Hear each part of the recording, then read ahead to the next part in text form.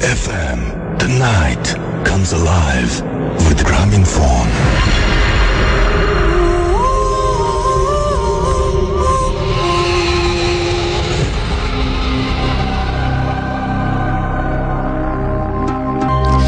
Yes, the night comes alive with Grameenphone. শুনছেন সবসময় radio ফুটের FM। আমি রাস্তার আছে সাথে, আমার সাথে রয়েছে মাসুম ভাই এবং আজকের অতিথিরা। আজকে আপনারা সবাই জানেন যে কিছুক্ষণের মধ্যে আমরা ভূত এফএম যখন শুরু করলাম তখন ঘড়িতে 11:59 এবং কিছুক্ষণের মধ্যেই ব্রাজিলের খেলাটা শুরু হয়ে যাবে, যারা ভূত এফএমে পড়বে। এবং আমাদের আজকে অতিথি আছেন দুইজন, তাদের ঘটনা শুনবো। আমাদের কাছে কিছু ইমেইল আছে, সেই ইমেইলগুলো পড়বো, কিছু অডিও ক্লিপ আছে, সেই অডিও ক্লিপ গুলো শোনাবো আপনাদেরকে, এবং তারপরেও যদি কিছু সময় বেঁচে যায় তাহলে আমরা পূর্ণ কোনো ঘটনা আপনাদেরকে শোনাবো। তো শুরুতে জানিয়ে দিই কিভাবে আমাদেরকে ইমেইল করবেন। আমাদের ইমেইল অ্যাড্রেস হচ্ছে bhootfm@radiofutki.fm, which is bhootfm@radio.fm. আপনার নাম, ঠিকানা এবং ফোন নাম্বার সহ আপনার জীবনে ঘটে যাওয়া বা আপনার জানা সেরা ঘটনা লিখে পাঠিয়ে দিন আমাদের কাছে। ঘটনার শুরুতে অবশ্যই উল্লেখ করুন যে ঘটনাটি আপনি স্টুডিওতে এসে শেয়ার করতে চান নাকি আপনি চান আপনার ঘটনা আমরা পড়ে শোনাই। যারা দেশের বাইরে রয়েছেন তারা অডিও ক্লিপ শেয়ার করতে পারেন বা জানাতে পারেন আপনার ঘটনা আমাদের কাছে। এবং সেই সাথে আমাদের দুটো পেজ রয়েছে, যে দুটো পেজের একটি হচ্ছে www.facebook.com/russell.bhootfm and www.facebook.com/bhootfm.russell। এখনো পর্যন্ত অনেকেই আমাদের সঙ্গে আছেন এবং তারা এখানে কমেন্ট করছেন এবং সেই কমেন্টগুলো আমি ইনশাল্লাহ একে একে পড়ার চেষ্টা করব। তবে শুরুতেই আজকে যে ঘটনাটি শুরু করতে চাই সেই ঘটনাটি হচ্ছে আমাদের ইমেইল, সেই ইমেইলটা পড়ছি। যেভাবে আমি আম গাছে 3টা আগুনের গোলা দেখে মনের ভুল ভাবলাম, আর বেশি রাত না করে ঘুমিয়ে পড়লাম। এভাবে কেটে গেল কয়েকটা দিন, তেমন কিছু আর চোখে পড়ল না। কয়েকদিন পর আমি একইভাবে জানালা দিয়ে তাকিয়েছিলাম। হয়তো সেই রাতেই আমার জীবনের অভিশাপের রাত।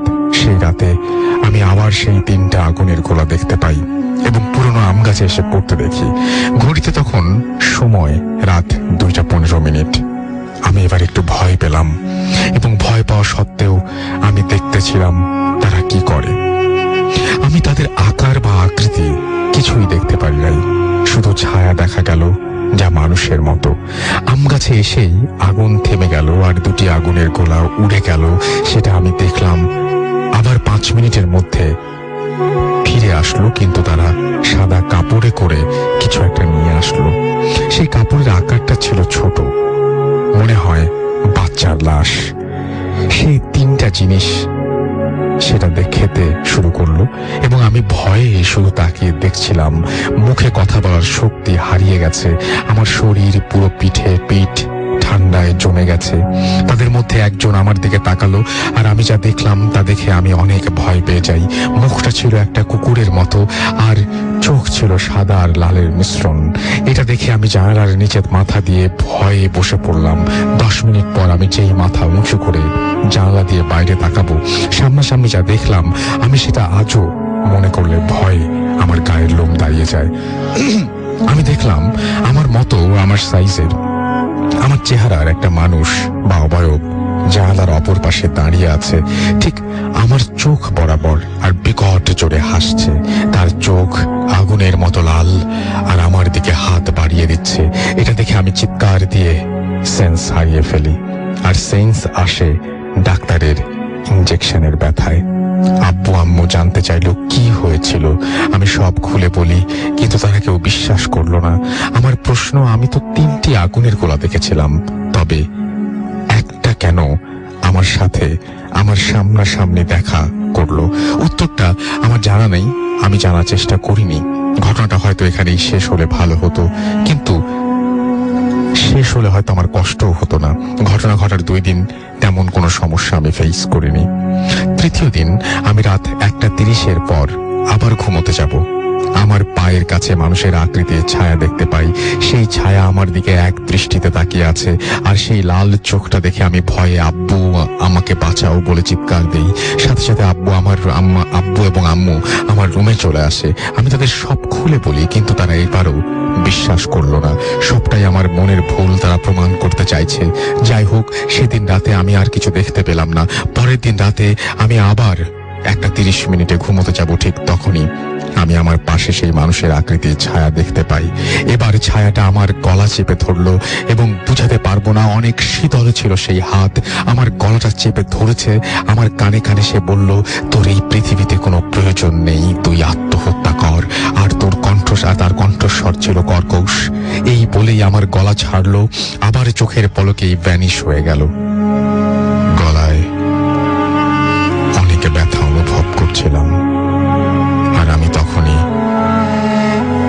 গলায় দড়ি দেই নিজের ইচ্ছার বিরুদ্ধে, যেন আমাকে জোর করে কেউ ফাঁসিতে ঝুলাচ্ছে।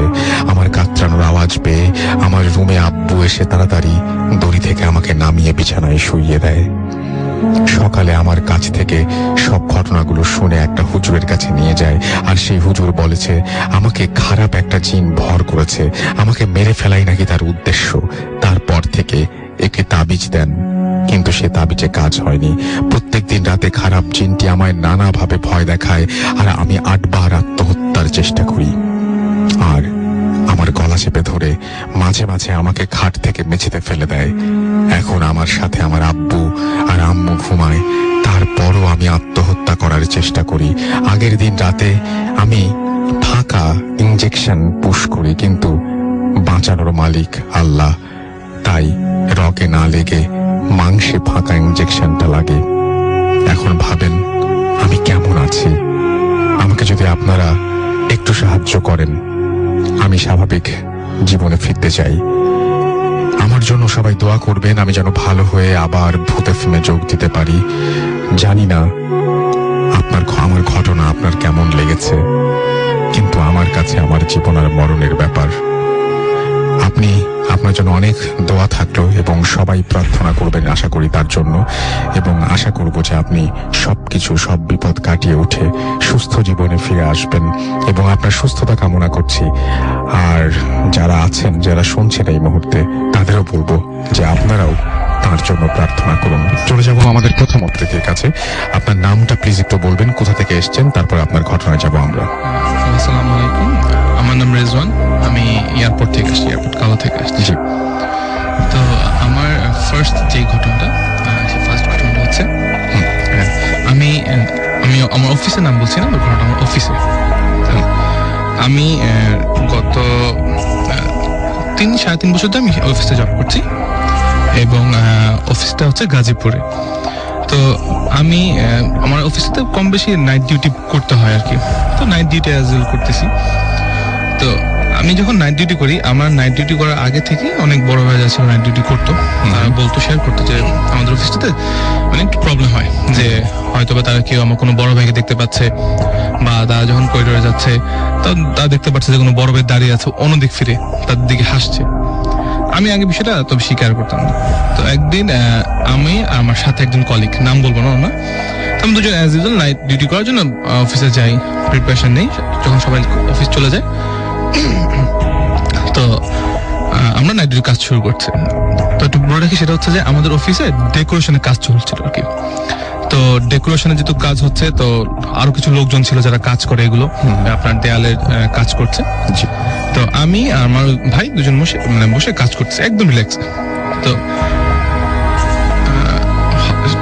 আনুমানিক 2টা বা 2:30 হবে, যে মনে হচ্ছে যে খুব জোরও না খুব আস্তে না, বাট কি মানে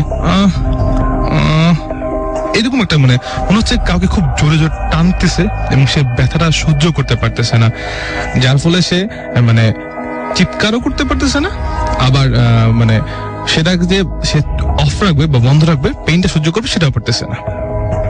তা আমি আমার কলিগকে বলি যে ভাইয়া কিছু শুনতে পারতেছেন? তো উনি ফান করে বলে, হ ভাই শুনতে পারতেছে, গাজীপুর রাত্রে বাজে 2:30, যদি পাখিও যদি আস্তে করে টু করে অনেক জোরে সাউন্ড শোনা যায়। তো বিষয়টা শুনে আমি নর্মালি ঠিক আছে ইগনোর। তো আধা ঘন্টা পর যে এখন সাউন্ডটা আরো জোরে হচ্ছে, এবং এখন মনে হচ্ছে যে ঠিক আমরা যেখানে যে ডেস্কে দুজন বসে আছি ঠিক পেছনে অথবা সামনে বসে আছে, এবং সাউন্ডটা সামনে থেকে হচ্ছে আর কি সাউন্ডটা। তো আমি এবার আবার ওই ভাইকে বলি যে ভাইয়া এবার কি শুনতে পাচ্ছেন? ভাই হ্যাঁ, এবার আমি স্পষ্ট শুনতে পারতেছি। এবং যারা কাজ করতেছিল তারাও বলতেছিল যে বস স্যার একটা শব্দ শুনতেছেন? আমি বললাম এখন আমি যদি বলি হ্যাঁ শুনতে পাচ্ছি বা আমি যদি প্যানিক হয়েছি, আই হোপ আমিও মনে হচ্ছে তারাও ভয় পাবে, কারণ তারা অলরেডি কাজ বন্ধ করে আমাদের দুজন দিকে তাকায় আছে। আমি বললাম না, কোনো কাজ না, আপনারা কন্টিনিউ কাজ করে। তো আমি আমার ওই ভাইকে বললাম ভাই আপনি শুনতে, ভাই বলে যে হ্যাঁ শুনতে পারতেছি, যতক্ষণ পর্যন্ত ওনারা এখানে আছে আমরা এখানে থাকবো, তারপর চলে যাবো। আমি ঠিক আছে। তো এরকম সাউন্ডটা হওয়ার আধা ঘন্টা পর আবার সব অফ। তো আমি আবার সব ভুলে গেছি, যে কাজের মধ্যে আবার ঢুকে গেছি। তো 3:45 হবে। তো আমি আমার সাথে যে কলিগ বললাম যে ভাই চল একটু বাইন্দা যাই। তো আমরা বাইন্দায় গেলাম। বাইন্দা যাওয়ার পর আমাদের বাইন্দাটা মানে আমাদের অফিসটা হচ্ছে হিউজ, অনেক বড় আর কি, যে এক প্রান্ত থেকে আরেক প্রান্ত যদি আপনি দেখেন মানুষ খুব ছোট মনে হবে, বিশাল বড় অফিস আর কি। তো আমরা একদম বারান্দার এই একটা কিনারে দাঁড়ায় আছি। তো দাঁড়ায় আছি, হাতে আমরা দুজন গল্প করতেছি। আমার চোখটা হঠাৎ পড়লো যে আমাদের বিল্ডিং এর না অফিসের পাশে একটা তাল গাছ আছে, এটা 2 তলা বা 3 তলা সাইজ হবে। স্পষ্ট দেখতে পাচ্ছি এখানে একটা বাচ্চা, আপনার অ্যারাউন্ড বয়স হবে 3 থেকে 4 বছর। তার মাথাটা নিচে, পা দুটো উপরে হাত দিয়ে দাঁড়ায় আছে। তো মানে হচ্ছে যে মানে উল্টা দিক হয়ে সে হাত ধরে মানে পুরো হাত ছড়া রাখছে, যে মনে হচ্ছে ডাকতেছে কিছু একটা। তো আমি ফার্স্টে দেখছি, দেখে আমি ভাবছি যে আমার চোখের ভুল, আর আমি হচ্ছে আবার মানে আমি তুলে আসি। সো সামথিং অনেক সময় হয় কি যে কোনো কিছুর প্রেজেন্ট আমার সবসময় আগে।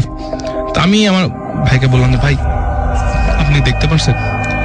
ভাই আপনি শুধু খালি দেখেনি, খালি ফিলই করেন। তাই আমি বললাম যে ঠিক আছে, আমি ইগনোর করে দিচ্ছি, উনি কথা বলছে। বাট আমার চোখে বারবার গাছটা আছে। আমি যদি ওনাকে বলবো ভাই চলেন ভিতরে চলেন, বাট আমি যদি এখানে ওনাকে বলি যেহেতু শেষ মানে আমরা দাঁড়ায় আছি, তো সেই ক্ষেত্রে উনি হয়তো রাগ করতে পারে, তা আমি বলতেছি না। কিছুক্ষণ পর উনি আমাকে বলতেছে যে রাজন ভাই চলেন ভিতরে। আমি কেন ভাই? আপনি যেটা বলছেন আমি দেখতেছি এখন। এবং ওই মুহূর্তে আমরা দুজন যত দ্রুত সম্ভব ভিতরে আসছি। ভিতরে আসার পর সব থেকে মানে ভালো মানে সব থেকে যেটা বলে অবাক করার মতো, খুব জোরেও না খুব আস্তেও না, বাট বিষয়টা হচ্ছে এরকম, এই মনে হচ্ছে যে সে জানালার পাশ থেকে ডাকতেছে আমাদের, যে আসো আমার কাছে, আমাদের কাছে আসো, এই ছোট বাচ্চাটা। হ্যাঁ, এবং অনেকে বলে যে আপনার অনেক ভয়ানক শব্দ, সাউন্ড, ধাক্কা ধাক্কি, not this kind of, just সে আসতে এই আমরা এখনো কানে বুঝতেছে এই। আমি বললাম ভাই আপনি বুঝতে পারতেছেন? তো উনি বলতেছে যে ভাই এখানে আর বসবোই না, চলেন আমাদের আবার ওই পাশে আবার আরেক রোতে কিছু লোক বসছে, ওইখানে চলেন। যত দ্রুত সম্ভব পিসিটা অফ করে আমরা ওখানে গেছি। ওই 8টা কোনো মতো ছিলাম। তারপর আলহামদুলিল্লাহ সকাল আসছে পর আমি বিষয়টা বড় ভাইদের বললাম, তারা যেটা শেয়ার করলো। এবং আমাদের অফিসে যারা পেন্ট্রি বয় আছে, যারা চা বা কাজগুলো করে, তারা শেয়ার করলো যে ভাই এই অফিসটা হওয়ার আগে এখানে একটা আম গাছ ছিল আর কি, এবং এখানে ওই একটা মেয়ে সুসাইড করে, এবং আমাদের সেকশনটা যেখানে আমরা যাত্রাবেলা যেখানে বসি সেই জায়গাটাতেই গাছটা ছিল। দ্যাটস ওয়াই আপনাদের এই ফিল্ডটা। তারপর তো নাইট চেষ্টা করছি অত কম করার, বাট যদিও নাইট করছি দেখতাম যে জানালার যেটা দিয়ে আমরা ফিতা টেনে আমরা পর্দাগুলো সরাই, অটোমেটিক পেন্ডুলাম নড়তেছে, সেটা আমি ভিডিও করছি, সেটা আমি আমার বসকে দেখাইছি, বসও বুঝতে পারছে। অনেক সময় দেখতেছি রাত্রে 2:30-3টা বাজে, এখন নাইট ডিউটি করতে হবে যেহেতু অফিসে জব করছি। তো দেখতাম যে অটোমেটিক চেয়ারটা পিছনে চলে আসে এবং ঘুরতেছে, মনে হচ্ছে কি স্পিডে চেয়ারটাকে ঘুরাচ্ছে, এবং এটা আমি ভিডিও করছি, ভিডিও আমি বস দেখাইছি। বসরা বলতো যে আমরা ট্রাই করি লোক আর বাড়ানোর জন্য, যেন বিষয়টা আপনাদের ভয় না লাগে, বাট হয় না। তো এই ছিল আর কি ঘটনা। আচ্ছা, আপনি তুলারাশির জাতক এবং আপনার লিব্রা, তো আপনি বলছিলেন যে আপনি অনেক কিছু ফিল করেন, আপনি অনেক কিছু ফিল করেন, এবং আজকে আসার পরেও আপনার এখানে আসতে গিয়েও অনেক কিছু ফিল হয়েছে। আমাকে একটু ছোট্ট করে বলবেন যে আপনার। সেটা হচ্ছে আমি আপনাদের এখানে যখন 5 তলা পর্যন্ত আসছি, 5 তলা অ্যাজ এ গুড লাইটও ছিল, আমি একদম নর্মালি আস্তে আস্তে আসছি। বাট যখন আমি 6 আর 7 তলা যাই, আপনার সিকিউরিটি গার্ড হয়তো মানে সেটা খেয়াল করছে, আমাকে বলছে আপনি একটু ঠান্ডা হন, আস্তে হন খুব, কারণ আমি 2টা তলা, আমার মনে হয় যে আমি 3-4টা লাফে আসছি। কারণ আমি যখন 6th ফ্লোরে আসছি, আমার কাছে মনে হচ্ছিল আমি এখন আপনারা দেখতে পারতেছেন আমার প্রত্যেকটা শরীরের প্রত্যেকটা জায়গায় গুজবাম ধরতেছে, কারণ আমি দেখতে পারতেছি। আমার মনে হয় কি যে 6 তলাতে এখন একটা বাইরের আলো কি আই ডোন্ট নো, বাট উল্টা দিক ফিরে তাকায় আছে, এরকম মানে ওদিক ফিরে তাকায় আছে। তো আমি এটা দেখে আমি 7 তলা আসি। 7 তলা আসার পর হচ্ছে পিছন থেকে উনি হয়তো কেউ আসতেছে, ফলো করতেছে। তো আমি যখন 7 তলায় কাউকে না দেখে আমি কনফার্ম যে আমি হয় এবার ভয় পাবো আর নাম নিচে নামবো দৌড় দিয়ে, কারণ আমার দ্বারা সম্ভবই না উপরে ওঠা যদি কেউ না থাকে, কারণ এটা ফুলি রিস্ক। এবং আপনারা জোরে জোরে গেট নক করছিলেন আমি কিন্তু, আমাদের। এবং আমি যখন আসছি আমি খুব জোর নক করতেছিলাম যে না আমাকে ঢুকানোর জন্য প্লিজ, আমি অনেক ভয় পেতেছি, এরকম একটা বিষয়। এবং আপনার এই তুলারাশির জন্য কি মানে বিভিন্ন সময় এরকম অনেক কিছু আপনি রাস্তাঘাটে যখন চলাফেরা করেন কোনো কিছু ফিল করতে পারেন? অবশ্যই আমার মা তো সবসময় আমাকে বলে যে প্রথমত আমি আজকে এখানে শেয়ার করলাম, নর্মালি আমার মা বলে যে কখনোই কাউকে শেয়ার করা যায় না, স্পেশালি যারা হাত দেখে বা যারা হচ্ছে ওই একটু কবিরাজি জান এগুলো করে তাদের সাথে কখনোই শেয়ার করা যাবে না বা দরকার নেই, কারণ হচ্ছে তারা আমাকে ইউজ করতে পারে। কারণ মোস্ট অফ টাইম যখন ওই যে আপনার বলেন মানে কি বলবো, কাউকে কারো উপর কারো ভস করানো বা কোনো ধরনের কবিরাজি কাজের জন্য এই রাশির লোকগুলোকে তারা বেশি টার্গেট করেন।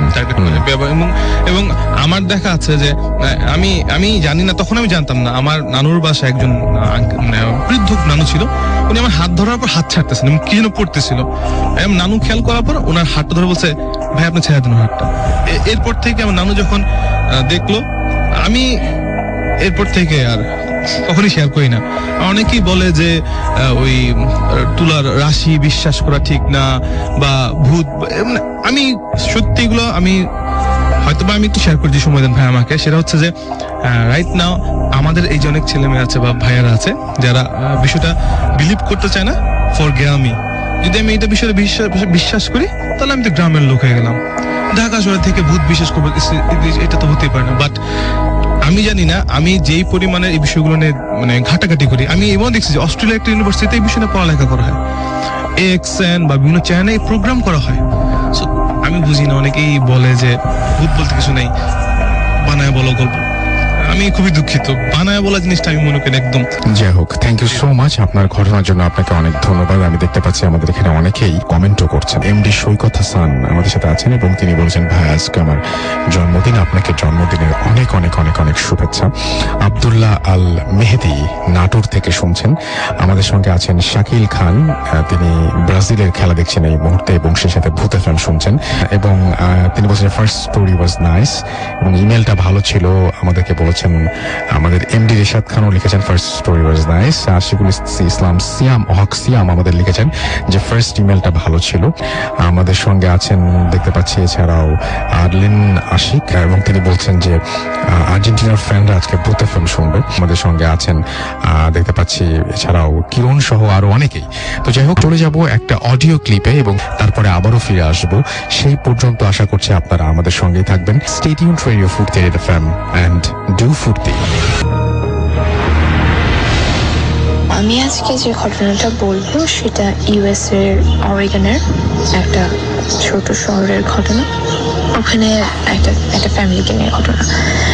মা বাবা আর মেয়ে ফ্যামিলিতে, ওরা থাকে একটা ডুপ্লেক্স বিল্ডিংয়ে। ডুপ্লেক্স বলতে আমরা যেরকম খুব আলিশান বোঝাই সেরকম না, জাস্ট দোতলা বাড়ি। ওদের বাড়ির সিঁড়ির দুপাশে দুটো রুম, এক রুমে থাকে মা বাবা আর আরেকটা রুমে থাকে ওই মেয়েটা। বাইরের কান্ট্রিগুলোতে যেমন হয় আর কি, বাবা মা মেয়ে একসাথে থাকে না।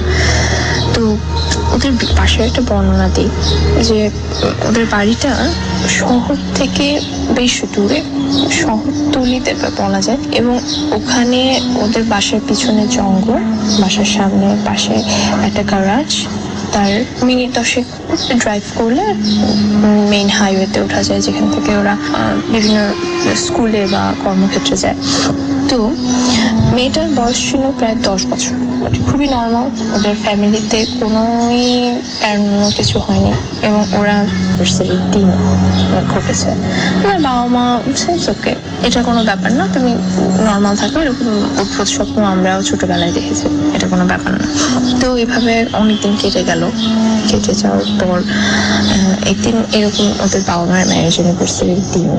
তো মেয়েটার স্বপ্নের কথা মনে নেই, সত্যিকার তো স্বপ্নের কথা মনে নেই।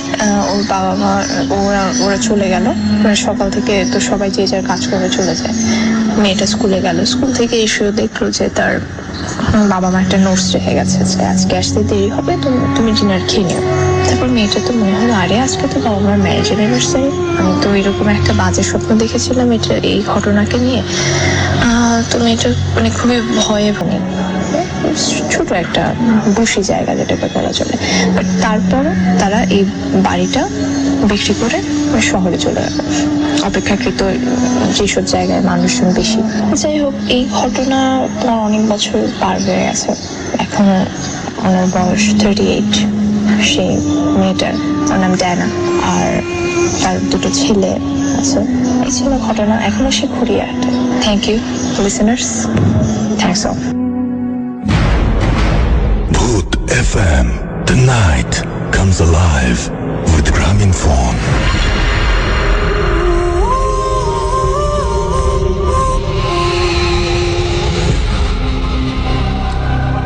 Yes, the night comes alive with Graminphone. Aminur Gazi শুনছেন ভারতের 24 পরগনা থেকে। খলিল মন্ডল আছেন আমাদের সঙ্গে, লিখেছেন ভালো হচ্ছে। আমাদের সঙ্গে আছেন এমডি মনিরুল ইসলাম, মজা আছে, লিখেছেন আমাদের সঙ্গে ইস্তিয়াক মাহমুদ, আপু ও সহ আরো অনেকে। আমাদের দ্বিতীয় অতিথির কাছে আমরা যাব এবং দ্বিতীয় অতিথির কাছে আপনার নামটা প্লিজ একটু বলবেন, তারপরে আপনার ঘটনা শুনবো আমরা, এবং আপনি কোথা থেকে এসেছেন সেটাও একটু জানাবেন প্লিজ। জি ভাই, আমি হাসান, এসেছি মোহাম্মদপুর থেকে। ওকে, কাউলার আরো ঘটনা শুনতে চান, লিখেছেন আমাদের সঙ্গে এমডি রিপন। আমরা যাব ঘটনায়, তার আগে আমরা আমাদের সেকেন্ড যে গেস্ট রয়েছেন তার কাছে ঘটনা শুনে ফেলি। আপনার ঘটনাটা শুনি। জি ভাই, ঘটনাটা ঘটে হচ্ছে লাস্ট শীতে। তো শীতের সময় আমি সবসময় যেটা করি যে রুমের দরজা জানালা সব অফ করে হিটার লাগাই দিই। লাগাই দেওয়ার পর হয়তো ফেসবুকিং করি অথবা ল্যাপটপে কোনো কাজ করি। তো যেদিন ঘটনাটা ঘটে ওই দিনও ঠিক সেম, সবকিছু অফ করে হিটার লাগানোর পর আমি ল্যাপটপে কিছু একটা কাজ করতেছিলাম। তো যখন রুমের সব দরজা জানালা অফ, হিটার অন, তো সেহেতু রুমটা গরমই ছিল। তো হঠাৎ কিছুক্ষণ পর, প্রায় 20 থেকে 30 মিনিট পর, আমি রুমটা মানে অনুভূতি রুমটা একদম ঠান্ডা হয়ে গেল হঠাৎের মধ্যেই। তো আমি দেখলাম হিটার চলতেছে, হিটারে হাত দিলাম, দেখলাম যে হিটার থেকে গরম হাওয়া বের হচ্ছে। তারপর সবকিছু চেক করার পর যখন আমি আবার পিছনে, আমার বেডের পিছন ছিল আমার উইন্ডো, ছিল গ্লাস, দেখলাম যে আমার গ্লাসটা হালকা করে খোলা। তো আমি একদম ড্যাম শিওর যে আমি গ্লাস লক করছি, মানে দরজা লক করছি, সবকিছু লক করার পরও এখন দেখলাম যে জানলাটা খোলা। ওকে, তো ভাবলাম যে হয়তো আটকে নেই, হয়তো কোনো তারের কারণে আটকাতে পারলাম না। তারপরে আমি আবার গেলাম, আটকানোর পর আবার মোটামুটি কিছুক্ষণ রুমটা গরম হয়ে গেল। আবার 15 থেকে 20 মিনিট পর আবার ফিল করতেছি রুমটা আমার কেন জানি ঠান্ডা হয়ে গেছে, পুরো রুম ঠান্ডা হয়ে গেছে। তারপর যখন পিছন ফিরে তাকালাম, দেখলাম যে এই মুহূর্তেও গ্লাসটা খোলা। ওকে, ওপেন, মানে কিভাবে খুলতেছে আমি বুঝতেছি না। তারপর আমি কি করলাম, ভালো মতো আটকালাম, লক করলাম। লক করার পর আবার এসে আমি আমার ল্যাপটপে কাজ করতেছি।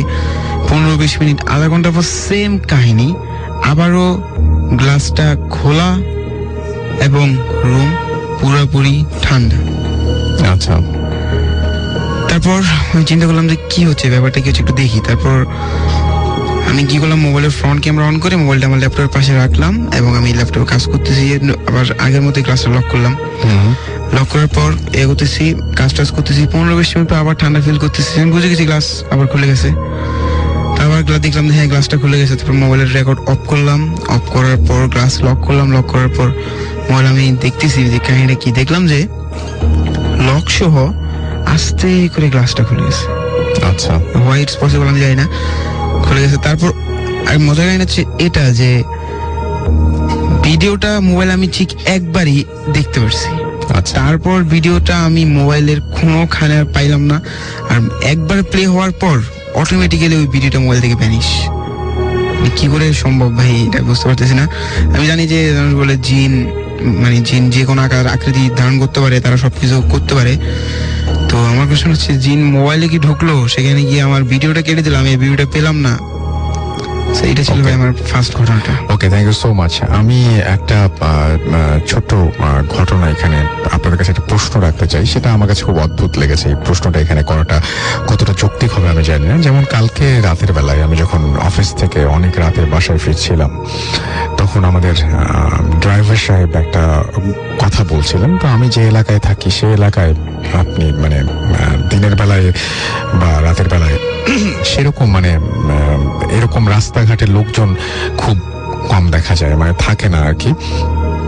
স্পেশালি গাড়ি চলে প্রচুর, সুতরাং রাস্তা অনেক রাত পর্যন্ত বিজি থাকে, প্রচুর রেস্টুরেন্ট, সো মানুষজন সারা রাত ধরে যাওয়া আসা করছে। তো উনি হঠাৎ করে আমাকে বলেন, আমার বাসার সামনে প্রতিদিনই যখন আমি ফিরি তখন দেখি যখন রাত হয়ে যায় তখন অসংখ্য কুকুর, এবং সেই কুকুরগুলো যখন গাড়ি যায়, কোনো গাড়ি যায় সেই পেছনে ধাওয়া করে, বা রাস্তার বিভিন্ন জায়গায়, কোনো জায়গায় 6টা কুকুর, মানে অস্বাভাবিক রকমের নাম্বার, কোনো জায়গায় 7টা, কোনো জায়গায় 5টা, কোনো জায়গায় 3টা, এরকম মানে মিনিমাম 3টা কুকুর তো একসাথে আছেই। কোনোটা রাস্তায় শুয়ে আছে, কোনোটা দাঁড়িয়ে আছে, 3-4টা একসাথে জটলা করছে, এবং এটা সারা বছরের ঘটনা। শীত নাই, গ্রীষ্ম নাই, কোনো ধরনের কোনো ইয়ে নাই। তো আমাকে আমার ড্রাইভার সাহেব হঠাৎ করে জিজ্ঞেস করছিলেন যে, রাত আপনি তো এখানেই থাকেন, দিনের বেলায় কি কখনো এই কুকুরগুলো দেখেন? তো আমি বলছিলাম যে না, দিনের বেলায় আমার এই কুকুরগুলো আমি এরকম ভাবে দেখিনি। তো এটা আমার কথা না, আমি জিনিসটাকে কোনোদিনই কোনো অন্যভাবে নেইনি। তো উনি বলেছেন কখনো ভেবে দেখেছি কিনা আমি যে দিনের বেলায় এই কুকুরগুলো কোথায় যায় বা কেন। মানে ওনার বিশ্বাসের জায়গা থেকে আমি বলছি, আমার কথা এটা কিন্তু না, আমি আগে থেকেই বলছি। এবং উনি বলছিলেন যে আসলে মানে আপনারা সবাই জানেন যে কুকুর অনেক সময়, মানে আমরা যে জিনের কথা শুনি সেটাও অনেক সময় কুকুরের রূপ নেয়, এরকম ধরনের কথা তিনি বলছিলেন যে হয়তো এরকম হতে পারে রাত্রিবেলায় এই কুকুরগুলো কোথা থেকে আসে, এরা এখানে থাকে, এই এলাকায় কোনো ডাস্টবিন নাই, খাবার খায় কোথা থেকে, কোন জায়গায়, মানে কিভাবে এরা বেঁচে থাকে, আর রাতের বেলা হলেই এরকম জটলাই বা কেন করে, এরকম একটা প্রশ্ন তিনি আমার কাছে করেছিলেন। এবং আমি খুব অবাক হয়েছিলাম তার সেই প্রশ্নটা শুনে, যে আমি কোনোদিন এইভাবে ভাবিনি। ব্যাপারটা আপনার কাছে কি মনে হয়? আপনার এলাকাতেও এইরকম ঘটনা আপনি সম্মুখীন হন কিনা, বা আপনার কাছে কি ঘটনাটা স্বাভাবিক মনে হয়, নাকি আমার যে ড্রাইভার সাহেব তার মতো আপনার কাছেও বেশ অস্বাভাবিক মনে হচ্ছে? সেটা জানিয়ে আমাকে লিখতে পারেন। হতে পারে এটা খুব নর্মাল একটা ঘটনা, আসলে আমরা এটাকে বেশি ভাবছি এটা নিয়ে। রাতের বেলায় কুকুর রাস্তায় থাকে কারণ দিনের বেলায় প্রচুর গাড়ি থাকে, রাস্তায় থাকতে পারে না, হতেই পারে। আবার অন্য কোনো কিছু, তার যে বিশ্বাসের জায়গা সেই জায়গা থেকেও কোনো কিছু হতে পারে। যারা বেশি বোঝেন বা জানেন তারাই শুধুমাত্র সঠিক কারণটা ব্যাখ্যা করতে পারবেন। তো আমার কাছে মনে হলো যে এটা শেয়ার করে আপনাদের সাথে, দ্যাটস ওয়াই আমি শেয়ার করলাম। আমি চলে যাব এখন একটা ইমেইলে। আমার কাছে যে ইমেইলটা রয়েছে সেই ইমেইলটা একটু আপনাদের পড়ে শোনাই। যেভাবে লিখেছেন সেভাবেই পড়ছি। আসসালামু আলাইকুম রাসেল ভাই, আশা করি ভালো আছেন, আর আমি জানি আপনি সবসময় ভালোর দলে। আমি মোহাম্মদ শাহরিয়ার আমান, থাকি খিলক্ষেত নিকুঞ্জ 2-তে। প্রাইভেট একটা কোম্পানিতে জব করছি। স্টুডিওতে আসতে পারছি না কাজের জন্য, আসতে পারলে অবশ্যই আসতাম। আপনি পড়ে শোনালে অনেক খুশি হব। যা হোক, সময় নষ্ট না করে ঘটনায় চলে যাই। ঘটনাটি আমার বড় ভাইকে নিয়ে। অনেকদিন আগেই শেয়ার করতে চেয়েছিলাম, কিন্তু সময় করে উঠতে পারি নাই, তাই করা হয় নাই। আমি আর আমার ভাইয়া একসাথে থাকতাম একই বাসায় 2011 থেকে, কিন্তু এই ঘটনা আমি ঢাকা আসার আগের ঘটনা। তখন ভাইয়া তার ফ্রেন্ডদের সাথে থাকতো।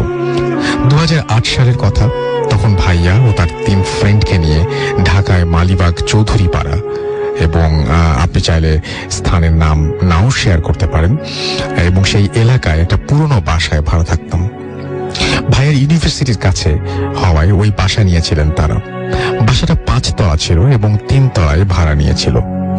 বাসা বেশ বড় হলেও ভাড়া খুব বেশি ছিল না, আর আশেপাশে খোলামেলা ছিল বলে তাদের বেশ ভালোই লাগছিল, আগে যাচ্ছিল ভালোই।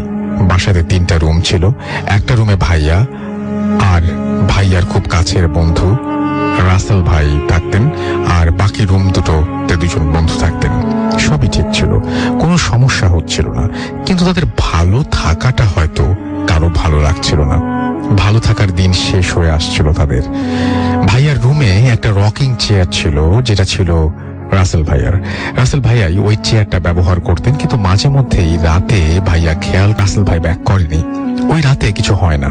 সকালে ভাইয়া ঘুম থেকে উঠে খেয়াল করে তার ডান হাতের বুড়ো আঙুলে লম্বা একটা আঁচড়ের দাগ, কেউ একটা নখ দিয়ে আঁচড় দিয়েছে। কিন্তু এইটাতে ভাইয়া একটুও ভয় পায় নাই, কিছু মাথায় আসেও নাই, কারণ আগের দিনই লম্বা জার্নি করে ভাইয়া ঢাকা থেকে এসেছে। কোথাও না কোথাও লেগে গিয়ে আঁচড়টা লেগেছে মনে করলো ভাইয়া। সে রাতে না, কিন্তু সকালে ঘুম থেকে উঠে ভাইয়া দেখলো যে সেটা তার চিন্তা জীবনে করেনি। ভাইয়ার তর্জনীতে সেই আগের মতোই সেম একটা আঁচড়ের দাগ। সারাদিন ভাইয়া বাসা থেকে বের হয় নাই, তাহলে আঁচড়টা লাগলো কিভাবে?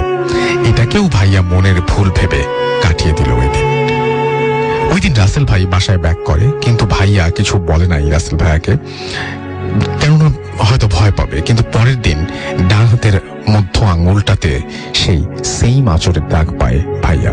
এবার আরেকটু গভীর হয় এবং দাগটা একটু বড়। ভাইয়া পুরোই ফ্রিকড আউট হয়ে যায় এবং ভাইয়া ভয়ে পাগলের মতো খুঁজতে থাকে বেডের আশেপাশে কেউ কিছু রেখেছে কিনা বা যেটাতে আঁচড় লাগতে পারে। পেলেই ভালো হতো, মনে শান্তি পেত, কিন্তু না, কিছুই পেল না ভাইয়া। এবং কিছু বুঝতে না পেরে শেষে আম্মুকে ফোন করে সব জানায়। আম্মু ভাইয়াকে আয়াতুল কুরসি পড়তে বলে, কিন্তু আগামী 2 রাতে বাকি আঙুলে দাগ পায় ভাইয়া। ডান হাতের 5 আঙুলে 5টা আঁচড়ের দাগ ছিল স্পষ্ট, এবং এগুলো কোনোভাবেই মনের ভুল হতে পারে না। এবার ভাইয়া রাসেল ভাইকে সব খুলে বলে এবং আম্মুকে জানায় সবকিছু। আম্মু বলে যে আশেপাশে মসজিদের ইমামকে জানাতে বিষয়টা। ভাইয়া আর রাসেল ভাই যায় মসজিদের ইমামের কাছে। ইমাম সাহেব সব শুনে দোয়া দুরুদ পড়ে ওয়ালাইকুম সালাম, এবং তারপরে তিনি তার নাম এবং ঠিকানা জানিয়েছেন। আর আমি নাম এবং ঠিকানা শুরুতেই বলছি, আরো একবার জানিয়ে দিই, শাহরিয়ার আমান, এবং তিনি থাকেন এখন নিকুঞ্জতে। তো যাই হোক, এই ছিল ঘটনা, এবং আমি আশা করছি যে এই ঘটনাটি আপনাদের অনেক ভালো লেগেছে। এবং আমাদের বাসাতেও যে চেয়ারের যে ব্যাপারটা বললেন, এটা আমাদের স্টুডিওতে একবার এরকম আমরা দেখেছিলাম যে একটা রিভলভিং চেয়ার, সেটা ঘুরছে একা একাই এবং মনে হচ্ছে কেউ বসে আছে, একটু হেলান দিচ্ছে, এরকম ধরনের একটা ব্যাপার আমরা খেয়াল করেছিলাম। আমাদেরই একজন আর্য খেয়াল করেছিলেন এই ব্যাপারটা। তো এই জিনিসগুলো খুব অহরহই আমাদের সাথে হয়। আমরা কোনো সময় গুরুত্ব দেই, কোনো সময় একেবারেই গুরুত্ব দেই না। কোনো সময় ব্যাপারগুলোকে খুব স্বাভাবিকভাবে নেই। যখন পর্যন্ত নিজের ক্ষতি না হচ্ছে, যখন ক্ষতি হয় তখন আর জিনিসগুলো স্বাভাবিক পর্যায়ে থাকে না, তখন আমরা কারো না কারো শরণাপন্ন হই। আপনার কাছেও আমি বিশ্বাস করি যে এরকম ঘটনা রয়েছে, সেই ঘটনাগুলো লিখে পাঠান আমাদেরকে, এবং লিখে পাঠানোর জন্য আমি যে অ্যাড্রেসটা বলছি সেই অ্যাড্রেসটা লিখে রাখুন বা মনে রাখুন। অ্যাড্রেসটি হচ্ছে bhutfm@radiofurti.fm, which is bhutfm@radiofurti.fm। আপনার নাম, ঠিকানা এবং ফোন নাম্বার সহ আপনার জীবনে ঘটে যাওয়া বা আপনার জানা সেরা ঘটনা লিখে পাঠিয়ে দিন আমাদের কাছে। ঘটনার শুরুতে অবশ্যই উল্লেখ করুন যে ঘটনাটি আপনি স্টুডিওতে এসে শেয়ার করতে চান, নাকি আপনি চান আপনার ঘটনা আমরা পড়ে শোনাই। যারা দেশের বাইরে রয়েছেন তারা সরাসরি অডিও ক্লিপ শেয়ার করতে পারেন এবং সেই সাথে লিখেও পাঠাতে পারেন আমাদের ঘটনা। এখানে অনেকেই কমেন্ট করছেন, সেই কমেন্টগুলো নিয়ে একটু পরেই exclusively on FusionBD.com. Bhoot FM. The night comes alive with Graminphone.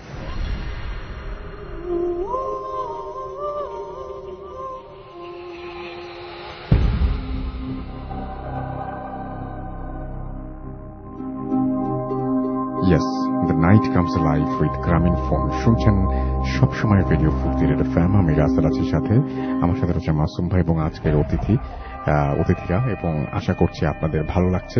MD Raju আমাদের যে লিখেছেন ইমেলটা ভালো লেগেছে। ইসলাম রাজ আমাদের লিখেছেন সব বানানো গল্প। হ্যাঁ, গল্প হলে অবশ্যই বানানো হতো, কিন্তু এগুলো ঘটনা। আপনি একটা জায়গায় একটু ছোট্টভাবে ভুল করেছেন, এবং আপনি যে কথাটা বলেছেন সেই কথাটা কোনো প্রমাণ আপনি দিতে পারবেন না, কিন্তু আপনি তারপরে কথাটা বলেছেন। এটা এক ধরনের স্মার্টনেস আর কি। যাই হোক, আবির হাসান আমাদের লিখেছেন যে হ্যালো রাসেল ভাই, শেরপুর থেকে আছেন তিনি। শাহেদ আহমেদ ঝিনাইদহ থেকে আমাদের সাথে আবারও যোগ দিয়েছেন। এমডি আশিক আমাদের সঙ্গে আছেন।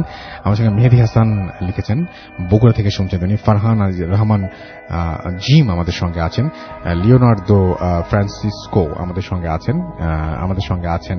দেখতে পাচ্ছি আর্য সজল যশোরের বাগারপাড়া থেকে তিনি লিখেছেন। আমাদের সঙ্গে আছেন SH শাহজাদ চৌধুরী এবং তিনি ময়মনসিংহ থেকে আমাদের সঙ্গে আছেন। শাহরিয়ার খান সাব্বির আমাদের সঙ্গে আছেন। তাহমিদ আফ্রিদি আমাদের সঙ্গে আছেন। আমাদের সঙ্গে আছেন এই মুহূর্তে দেখতে পাচ্ছি এই মুহূর্তে আমাদের সঙ্গে আছেন আরো অনেকেই, এবং আমাদের যদিও একটু পড়তে সমস্যা হচ্ছে, আমি একটু চলে যাই। শাহিদ আহমেদ ঝিনাইদহ কালীগঞ্জ থেকে আমাদের সঙ্গে আছেন। আমাদের সঙ্গে আছেন এমডি নাইম ইসলাম হৃদয়, জি এম নাজমুল ইসলাম যশোর নোয়াপাড়া থেকে শুনছেন। সমীর মিত্র আমাদের সঙ্গে আছেন, ইন্ডিয়া থেকে শুনছেন। জাস্ট জয়েন করলাম, ভালো লাগছে। 30 মিনিট আমরা লেট বলে বুঝতে পারছি না, পারিনি। এনিওয়ে, থাকবো শেষ অবধি, চালিয়ে যাও। আমাদের সঙ্গে আছেন এমডি রানা এবং তিনি খুলনা বাগমারা থেকে আছেন। আমাদের সঙ্গে আরো অনেকেই আছেন এবং আমাদের সঙ্গে আছেন তামিম, আমাদের সঙ্গে আছেন জি এম নাজমুল ইসলাম, আমাদের সঙ্গে আছেন এছাড়াও আরো অনেকেই। এই মুহূর্তে দেখতে পাচ্ছি সুমাইয়া সুলতানা আমাদের সঙ্গে আছেন আমাদের সঙ্গে, এবং তিনি কমেন্ট করে আমাদেরকে সরাসরি মেসেজ পাঠিয়েছেন। আমাদের এই জায়গাটা একটু হ্যাং করে গেছে, তারপর আমরা ফিরে আসবো, আবারও চলে যাই আমাদের প্রথম অতিথির কাছে তার ঘটনায়, এবং তারপরে আবারও ফিরে আসবো। সেই পর্যন্ত আমাদের সঙ্গেই থাকুন। এবং প্রথম অতিথির যে ঘটনাটি এখন তিনি শেয়ার করবেন, সেই ঘটনাটি আমার কাছে খুব ইন্টারেস্টিং লেগেছে। আশা করছি আপনার কাছেও বেশ ইন্টারেস্টিং লাগবে এই ঘটনাটি। চলুন শুনে আসি ঘটনা। হ্যালো, আসসালামু আলাইকুম। মিরাজ আবার যে বিষয়টা হচ্ছে, আমি যে ঘটনাটা এখন বলবো, আমি রাসেল ভাই একটু সময় নিয়ে সেটা হচ্ছে বলার আগে বলে নিই, কারণ বিষয়টা হচ্ছে আমি যেহেতু আপনি কিছুক্ষণ আগে বললেন, একটা ভাইয়া বললো একটা বিষয়, আমি সরি যদি কেউ কষ্ট পেয়ে থাকেন। সেটা হচ্ছে ভাইয়া, ঘটনাটা বা বিষয়টা যার সাথে ঘটে সেই বিষয়টা বুঝতে পারে যে কত টাফ, আর খুব বেশি ভয়ের হলেই যে সেটা রিয়েল আমি মনে করি না। আমি দুঃখিত ভাই বিষয়টা। তো আমি আমার ঘটনা চলে যাই, সরি। তো ঘটনাটা হচ্ছে এরকম, 3 থেকে 4 বছর আগে, তখন আমি ভার্সিটিতে পড়ি। আচ্ছা। তো অ্যাজ ইউজুয়াল আমি একটু লেট করে আর কি ঘুমাই আর কি। তো আমি ওই দিন রাতে আমি একটা মুভি দেখতেছিলাম। তো মুভি দেখতে দেখতে বেশ রাত হয়ে গেছে। তো কালকে সকাল, মানে পরের দিন সকাল আমার ভার্সিটি ক্লাস আছে। তো আমি অলরেডি এখন ঘুমিয়ে পড়বো। তো নর্মালি মানুষ ঘুমানোর আগে একটা প্রিপারেশন থাকে যে আমি ফার্স্ট ফ্রেশ হবো বা আমি ফার্স্ট খেয়ে নিবো, তারপর ফ্রেশ হয়ে ঘুমাবো। তো আমি সেভাবেই ফ্রেশ হওয়ার জন্য ওয়াশরুমে গেলাম, ফ্রেশ হয়ে বের হয়েছি। আমি এবার পানি খাবো। আর হ্যাঁ, বলে রাখি, এখানে আমি যখন মুভি দেখতেছিলাম আমি আমার ছোট বোনকে ডাকছিলাম যে আমার একটু পানি দেওয়ার জন্য, বাট সামহাও তো সেটা মিস করছে বা সেটা শুনতে পায়নি। তো আমারও উঠার পানিটা খাওয়ার এরকম কোনো ইন্টেনশন ছিল না। তো আমি মুভি দেখার পর ওয়াশরুমে গেছি। আমার প্ল্যান ছিল যে আমি ওয়াশরুম থেকে ফ্রেশ হয়ে এসে পানিটা খেয়ে ঘুমাবো একদম। আচ্ছা, সরি। তো আমি ওয়াশরুমে গেলাম। ওয়াশরুম থেকে বের হওয়ার পর হয় আমার বাবার সাথে বা মার সাথে কোনো কথা ছিল, অথবা কোনো একটা ফোনে বা কোনো একটা কাজে আমি ব্যস্ত ছিলাম, যার ফলে আমি যে পানিটা খাবো সেটা আমার সেন্সে ছিল না, বা আমি এটা ভুলেই গেছি। এটা সবসময় অনেক সময় হয় যে অনেক ইম্পর্টেন্ট কাজ, অন্য একটা কাজ করতে গেলে তো ভুলে যায় আর কি অনেক বেশি। এটা সেরকম একটা কিছু হয়েছে। তো আমি যে কাজটা করতেছিলাম বা ফোনে কথা বলছিলাম বা যেটা হোক, কথা বলতে বলতে একসময় ঘুমিয়ে গেছি। তো আমি যখন ঘুমিয়ে গেছি, আমার মনে হয় রাত 2:45 হবে, ওই মুহূর্তে ঘুমটা ভাঙে। এবং ঘুমটা ভাঙে এই ফিলে যে আমার এখনই মনে হয় আমার ভিতরে সব সুখে মানে একদম কাঠ হয়ে গেছে, মানে এখনই মরে যাবো, মানে যেটা বলে ডিহাইড্রেশন হয়, শরীরে 1 ফোঁটা পানি নেই আমার, এরকম লাগতেছে। আমার গলাটা একদম শুকিয়ে গেছে, আমার জিহ্বাটা একদম শক্ত হয়ে গেছে। আমি খুব মানে যেটা বলে হুড়মুড়িয়ে ঘুমতে পড়ছি, পানি খাওয়া লাগবে আমার এখন। তো আমি উঠলাম, উঠার পর আমি একটু অবাক হয়ে গেছি। আর আমি একটু সময় নিয়ে বর্ণনা দিয়ে আমার বাসাটা, সেটা হচ্ছে যে আমি যে রুমটাতে থাকি, আমার এই রুম থেকে আপনার জানালা দিয়ে, মানে উইন্ডো দিয়ে এই পাশে খিলক্ষেত, তারপর হচ্ছে খিলক্ষেতের লিমেরিয়ান আপনার হোটেল রেজেন্সি, আমার বারান্দা থেকে মানে আমার এয়ারপোর্ট দেখা যায় আর কি, সব দেখা যায়। তো আমার মানে চারপাশ থেকে প্রচুর পরিমাণ লাইট আসে আর কি, মানে আমার রুমে প্রচুর পরিমাণ লাইট আসে। আর আমার বাসার সামনে যেই কোয়ার্টার আছে, রাস্তা আছে, তো সেই ক্ষেত্রে সেখান থেকে হিউজ লাইট আসে, যার ফলে আমার হয় কি যে আমি আমার রুমের মধ্যে ডিম লাইট ইউজ করি না, কারণ বাইরের আলোতে আলহামদুলিল্লাহ আমার ঘর সম্পূর্ণ আলো থাকে। বাট আমি যখন ঘুম থেকে উঠছি, ওঠার পর আমার উইন্ডোতে দেখতেছি যে বাহিরে আমার মনে হয় মানে মনে হচ্ছে যে আমি ওই রাস্তা যে পিচ দেয় এরকম কালো একটা অন্ধকারে আমি একা। আপনি বলছিলেন যে আপনি এরকম অন্ধকার কখনো দেখেননি। আমি অবাক হয়ে গেছি যে বিভিন্ন হতে 5 পারে স্টার যে- হোটেল বা এয়ারপোর্ট যাই বলেন সে সমস্ত জায়গায় মানে লাইট থাকার থাকার কারণ কথা, রাইট? আমি যেমন রাত্রের 3টা হোক 4টা হোক এয়ারপোর্টে মাস্ট বি লাইট থাকবে, কারণ এটা থাকার দরকার। প্লেন নামে উঠে সেখানেও কোনো লাইট নেই। তো আমি একটু ভেবে নিলাম হয়তো বা কিছু এই আমার এই বিষয়টা মাথা আসছে যে কিছুদিন আগে ওই একটা প্রবলেম করেন ঢাকা একটা কারেন্ট ছিল না অনেক দিন, মানে অনেক দীর্ঘ সময় পুরো ঢাকায় কারেন্ট ছিল না। আমার মাথায় সেটাই হিট আসছে যে হতে পারে হয়তো এরকম কিছু। আর ওই মুহূর্তে তো ভাবার চিন্তাও ছিল না। তা আমি উঠলাম, উঠার পর আমি যখন বারান্দায় গেলাম ওইখানেও দেখলাম সেম, এয়ারপোর্টে কোনো লাইট নেই। তো আমি এই বিষয়টা খুব সিরিয়াসলি নিই, হতে পারে হয়তো। তো আমি আমার রুম থেকে বের হয়ে ড্রয়িং রুমে গেলাম। ড্রয়িং রুমে যাওয়ার পর সব থেকে মানে বিষয়টা আমার অবাক লাগলো যে আমার ফ্রিজ থেকে মানে মনে হচ্ছে কেউ ফ্রিজের মধ্যে লাইট দিয়ে রাখছে এবং ইন্ডিকেট করতেছে যে এখানেই ফ্রিজটা আছে এবং এখানে তুমি পানি পাবা। আচ্ছা, তো আমি মানে দেখি অবাক হয়ে গেছি। আর ওই মুহূর্তে আবার ভাবছি যে হইতে পারে হয়তো আমার বাবা বা আমার বোন বা আমার মা পানি নেওয়ার পর ফ্রিজের দরজা ঠিক মতো লাগেনি, কারণ দরজা না লাগলে তো লাইট ধরে থাকে। লাইটটা কি কালারের ছিল? এটা ফ্রিজের ভিতরে যে লাইটটা থাকে সেই কালারের ছিল। তো আচ্ছা, আমি ভাবছি হয়তো বা ফ্রিজের দরজা ঠিক মতো লাগানো হয়নি বিধায় হয়তো বা এরকম দেখা যাচ্ছে, আমি এটা কেয়ার করিনি। আপনি ইগনোর করেছেন হ্যাঁ, তো ব্যাপারটা। আমি ফ্রিজের কাছে গিয়ে ফ্রিজ থেকে খুলে একটা 1 লিটার বা 1 লিটার একটু বেশি এরকম একটা পানির বোতল নিছি। আচ্ছা, আমি যেহেতু প্রচন্ড পানির পোষা ছিল, আমি অলমোস্ট বোতলের অর্ধেকের বেশি খেয়ে ফেলছি। একদম নিচে হয়তো বা 1 গ্লাসের অর্ধেক হবে এরকম পানি আছে। তো আমি চিন্তা করলাম যেহেতু এরকম একটা ভয়ানক মানে ফিল হয়েছে যে পানি না খেতে পেরে মরে যাবে ফিল হয়েছে, তো পানির বোতলটা নিয়ে যাই, আল্লাহ না করুক আবার যদি এরকম কিছু হয়। তো আমি আবার বোতলটা হাতে নিয়ে আমার রুমে ঢুকলাম, ঢুকে আমার রুমের মধ্যে আমার টেবিলে বোতলটা রাখলাম রেখে এখন যে আমি বেডে শুবো, এখন আমি বেডের দিকে তাকানোর পরই আমি মানে পুরো অবাক। এবং আমার এই মুহূর্তেও শরীরে মানে গা ঈদে উঠছে আর কি, যে আমি দেখতেছি যে আমি বাপ পাশে ফিরে আমার দিকে আমি ফিরে ঘুমিয়ে গেছি। তো আমি এটা ফার্স্টে দেখার পর আপনি আপনাকে দেখছেন? হ্যাঁ, আমি দেখতে পাচ্ছি যে বেডের মধ্যে আমি আপনি মানে মুখোমুখি আপনারা দুজন, মানে আপনার মুখোমুখি আপনি ঘুমাচ্ছেন? আমি এবং আমি যখন এটা দেখতে পারলাম, দেখলাম আমার মনে হচ্ছে আমার 2 পা নড়তেছে না। এবং আমি এখনো তো বুঝতে পারবো না যে মানে মানুষ যখন ফিট হয় বা যেটা সেন্সলেস হয় হওয়ার আগে একটা মানে সিচুয়েশন থাকে যে এই ঘুরতেছি পড়ে যাব, ঠিক এরকম একটা ফিল হচ্ছে ঘুরতে ঘুরতে পড়ে যাব। আমি যখন ঘুরতে ঘুরতে পড়ে গেলাম, আমি এখান থেকে পড়লাম, বাট আমার ঠিক ওই মুহূর্তে ঘুমটা ভাঙছে। এবং মানে যখন আমার ঘুমটা ভাঙে এরকম সিচুয়েশন, আমার শরীরের মধ্যে গেঞ্জি ছিল, গেঞ্জি ভিজে গেছে। তারপর আমার মানে শরীর থেকে মনে হচ্ছে আমি গোসল করে আসছি, এক কথা এত ঘাম। আমি যত দ্রুত সম্ভব জানাটা দিয়ে চেক করলাম যে বাইরে আলো হচ্ছে কিনা। হ্যাঁ, বাইরে হিউজ আলো অ্যাজ ইউজুয়াল, এবং আমার মনে হচ্ছে যে নর্মাল দিন থেকে আর বেশি আলো। আমি আবার বারিন্দাও চেক করলাম, সেখানেও সেম। এবং আমি দেখতে পাচ্ছি আমার বাসার সামনে এখন গাড়িও যাচ্ছে, রাত 3টা বাজে, ট্রাক গাড়ি সবকিছু স্বাভাবিক হয়ে গেছে। তো আমি ভাবলাম ঠিক আছে, তার মানে এটা আমি একটা বাজে স্বপ্ন দেখছি, ঠিক আছে। তো আমি লাইট আর হ্যাঁ, আমি যখন ঘুম থেকে উঠে লাইটটা ধরেছি, কারণ খুব অন্ধকার লাগতেছিল। অন্ধকার বলতে যে মানে ভয় লাগতেছিল, তাই লাইটটা ধরেছি আর কি।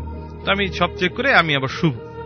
তো শোয়ার জন্য যখন যাই তখন দেখি যে আমার টেবিলের মধ্যে আমি যেই বোতলটা আমি স্বপ্নের মধ্যে মানে পানিটা খেয়ে রাখছিলাম সেই বোতলটাই আছে। আর সব থেকে বিষয় যে 5 মিনিট আগে যদি একটা বোতল ফ্রিজ থেকে বের করে রাখলে যেইভাবে বোতলটা থেকে পানি পড়ে, ঠিক ওইভাবেই বোতলটা থেকে পানি পড়তেছে, মনে হচ্ছে কিছুক্ষণ আগেই রাখছে বোতলটা।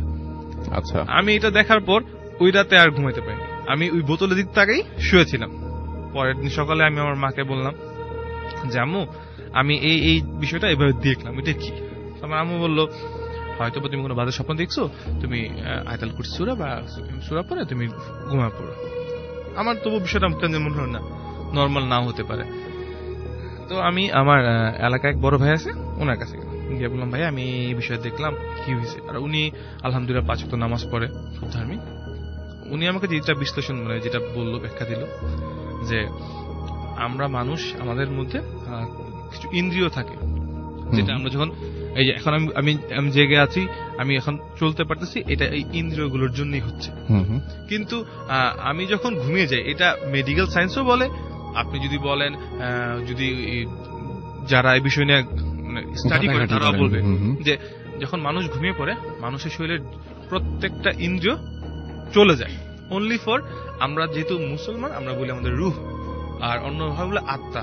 বাট আমি বলি যে আমার রুহ শুধুমাত্র মানে আমার সাথে থাকে আর কি, শুধু রুহটা থাকে। তো আমি যখন কালকে এই পানির পিপাসা প্রচুর ছিল, ওই সিচুয়েশনে আমি পানি না খেয়ে ঘুমিয়ে গেছি। আমার এত পরিমাণের পিপাসা ছিল যে আমার শরীর থেকে আমার রুহটা বের হয়ে ওই পানি পান করে। আর আমি যে আমাকে দেখছি সেটা হচ্ছে আমার রুহ যেহেতু বের হয়েছে সেক্ষেত্রে আমি আমাকে দেখছি। আমি যখন ঘুম থেকে উঠছি ওই মুহূর্তে আমার রুহটা আমার মধ্যে ফিরে আসছে, এবং এর জন্যই আমি ঘুম থেকে ওঠার পর সব নর্মাল দেখতে পারছি। তো এইটা হচ্ছে ভাইয়ার মানে যেটা বিশ্লেষণ ভাইয়া আমাকে বললো, উনি বললেন। হ্যাঁ উনি বললেন। এরপর আমি এই বিষয়টার পর আমি এরপর অনেক জায়গায় ঘাটাঘাটি করলাম যে ভাইয়া যেটা আমাকে বললো সিরিয়াসলি কিছু আছে কিনা। হ্যাঁ, এরপর আমি প্রমাণ পেয়েছি। মানে যদি গুগলে সার্চ দিলে দেখা যায় যে একটা মানুষের ঘুমের পর মানুষের কি কি হতে পারে, এবং অনেক ধরনের মানে ওষুধ আছে যে এই ধরনের ফিল গুলো থেকে রিমুভ পাওয়ার জন্য, বা মানুষ ঘুমের পর মানুষের কি শরীর থেকে কি কি সেন্স চলে যায়, আমরা যে বলি সিক্স সেন্স, আমাদের সিক্স সেন্স এই সব কিছু মানে ভাইয়ের কথাতে মিলে আর কি।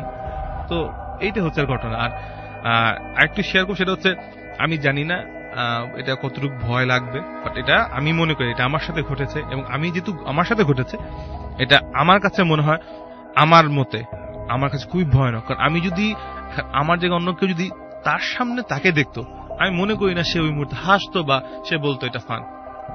না, সেটা খুবই অস্বাভাবিক। এবং আপনি বিছানায় শুয়ে আছেন, এই মুহূর্তে আপনি যদি দেখেন যে ঠিক আপনার মতোই আরেকজন আপনার দিকে পাশ ফিরে শুয়ে আছে এবং আপনি আপনাকে দেখছেন, ব্যাপারটা খুবই অদ্ভুত। কিন্তু মানে ওখানে তো কোনো মিরর ছিল না। হ্যাঁ, এক্স্যাক্টলি, যে ওখানে কোনো মিরর ছিল না যে মিররের কারণে আপনি হয়তো আপনাকে দেখবেন, সেরকম তো ব্যাপার না।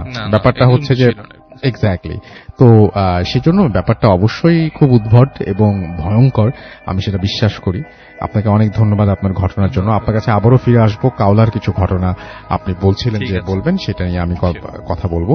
এবং তার আগে আমি একটু দেখি যে ফেসবুকে কোনো কিছু পড়া যাচ্ছে কিনা এখন। এবং আমাদের যে ফেসবুকের অ্যাড্রেসটা আমি জানিয়ে দিই, আমাদের ফেসবুকের অ্যাড্রেস হচ্ছে www.facebook.com/video.furti and www.facebook.com/bhutfm.russell। এই দুটো পেজে এসে আপনি কমেন্ট করতে পারেন, লাইক দিতে পারেন, শেয়ার করতে পারেন আমাদের সবকিছুই। এবং আমি ইনভাইট করব আপনাকে এই দুটো পেজে আসার জন্য। এবং স্পেলিংটা হচ্ছে BHEETFM@RAD না, এবং ভূতfm তারপর .russell, আমার স্পেলিংটা হচ্ছে RUSSELL। তো যাই হোক, আমাদের এখানে হাসিনা মাহতাব দেখতে পাচ্ছি লিখেছেন, এবং আমাদের সঙ্গে আছেন দেখতে পাচ্ছি তানভীর আহমেদ রাসেল, ফারহান জিম আমাদের সঙ্গে আছেন, আতিকুর রহমান আতিক লিখেছেন নাইস স্টোরি। আমাদের সঙ্গে আছেন দেখতে পাচ্ছি যে আমাদের সঙ্গে আছেন নাইমুর রহমান, এছাড়া আমাদের সঙ্গে আছেন দেখতে পাচ্ছি আফরোজা রসি, আমাদের সঙ্গে আছেন দেখতে পাচ্ছি এছাড়াও আরো অনেকেই, রাকিব রোমেল আমাদের সঙ্গে আছেন, আমাদের সঙ্গে আছেন দেখতে পাচ্ছি আমাদের সঙ্গে তনিমেশ রয় মংলা থেকে তিনি লিখছেন, আমাদের সঙ্গে আছেন জাসিয়া আরবানা, আমাদের সঙ্গে আছেন ইন্দ্রনীল ঘোষ, খুব ভালো লাগছে, বাংলাদেশকে এবং এই ভূত এফএমকে মন প্রাণ দিয়ে ভীষণ ভালোবাসি, এবং আমাদেরকে তিনি ধন্যবাদ জানিয়েছেন। আমাদের সঙ্গে আছেন আব্দুল্লাহ লোমান, এছাড়াও আমাদের সঙ্গে তিনি বরিশাল থেকে আছেন আমাদের সঙ্গে তিনি অনেকগুলো মেসেজ পাঠিয়েছেন আসলে। এমডি সাকিব আমাদের সঙ্গে আছেন দেখতে পাচ্ছি মেহেদি তানভীর, এছাড়াও লাবিব খান চৌধুরী আমাদের সঙ্গে আছেন, অনেক আগে থেকে ভূত এফএম শোনেন কিন্তু এই প্রথম তিনি কমেন্ট করলেন, থ্যাংক ইউ ভেরি মাচ। রহিম রাহানা আমাদের সঙ্গে আছেন, প্রতিবারের মতো আজও তিনি আছেন আমাদের সঙ্গে, এবং তিনি বলছেন যে আমি আরেকজনের মোবাইল নিয়ে ভূত এফএম শুনছি, আমার মোবাইলটা চুরি হয়ে গেছে, আপনার জন্য অনেক দুঃখিত আমি। তানিম আমাদের সঙ্গে আছেন, এবং আমাদের সঙ্গে আছেন দেখতে পাচ্ছি ওয়ালি আমাদের সঙ্গে আছেন দেখতে পাচ্ছি, মাহমুদ আমাদের সঙ্গে আছেন দেখতে পাচ্ছি, এছাড়াও BM তামিম আখতার, এবং তিনি অ্যাপ দিয়ে শুনছেন। রায়হান হুসাইন রাফি আমাদের সঙ্গে আছেন। আমাদের সঙ্গে আছেন MDSK মাফি খান, এছাড়াও আছেন এসান মেঘ আমাদের সঙ্গে আছেন ফরিদুর রহমান, এবং তিনি বললেন যে আজ ফ্রাইডে তাই আর মিস করলাম না, অ্যাপ দিয়ে শুনছি ফ্রম ইন্ডিয়া, এবং ফরিদুর ফ্রম ইন্ডিয়া, এবং SH সাগর আমাদের সঙ্গে আছেন, এবং আমাদের সঙ্গে আছেন দেখতে পাচ্ছি MD সালেহ উদ্দিন, এবং তিনি লন্ডন থেকে শুনছেন, ভয়ে জমে যাচ্ছি, এবং তিনি বলছেন যে বিশ্বকাপ না দেখে লাইট বন্ধ করে ভূত FM শুনি। চন্দ্রিমা পল আমাদের সঙ্গে আছেন, এবং আমাদের সঙ্গে আছেন দেখতে পাচ্ছি এছাড়াও তুষার খান, জিলান হাসনাত আমাদের সঙ্গে, কায়েস আমাদের সঙ্গে আছেন, দেখতে পাচ্ছি এছাড়াও তানভীর আহমেদ রাসেল আমাদের সঙ্গে আছেন, রাফি সরকার, এবং আমাদের সঙ্গে আছেন রুমানা আফরোজ, এছাড়াও আমাদের সঙ্গে আছেন দেখতে পাচ্ছি সন্দীপ চক্রবর্তী, এবং কলকাতা থেকে তিনি শুনছেন। MD নাইম আমাদের কাছে আছেন, যে কানে হেডফোন টিভিতে চোখ। আমাদের সঙ্গে আছেন মুবিন আহমেদ, কাব্য রাজ আমাদের সঙ্গে আছেন, আই লাভ ভূত FM লিখেছেন তিনি, তাই উই লাভ ইউ টু। আমাদের সঙ্গে শাহেদ আহমেদ আছেন, আমাদের সঙ্গে আছেন তানভীর, এছাড়াও জিলান আমাদের সঙ্গে আছেন, আমাদের সঙ্গে আছেন ফারহান, আমাদের সঙ্গে আছেন সজিবুর রহমান, এছাড়াও আমাদের সঙ্গে আছেন মনির হোসেন, এছাড়াও আমাদের সঙ্গে আছেন দেখতে পাচ্ছি MD ফরহাদ SK সহ আরো অনেকে। তো যাই হোক, আমরা চলে যাব আমাদের দ্বিতীয় অতিথির কাছে, এবং দ্বিতীয় অতিথির কাছে তার দ্বিতীয় ঘটনাটি আমরা শুনে আসব। আপনার নামটা প্লিজ একটু বলবেন, তারপরে আপনার ঘটনায় যাব আমরা। জি, আমি হাসান, এসেছি মোহাম্মদপুর থেকে আবার। তো ঘটনাটা ঘটে হচ্ছে অনেকদিন আগে, প্রায় 5 থেকে 6 মাস আগে। আমার একটা ফ্রেন্ড আমার বাসায় বেড়াতে যায়।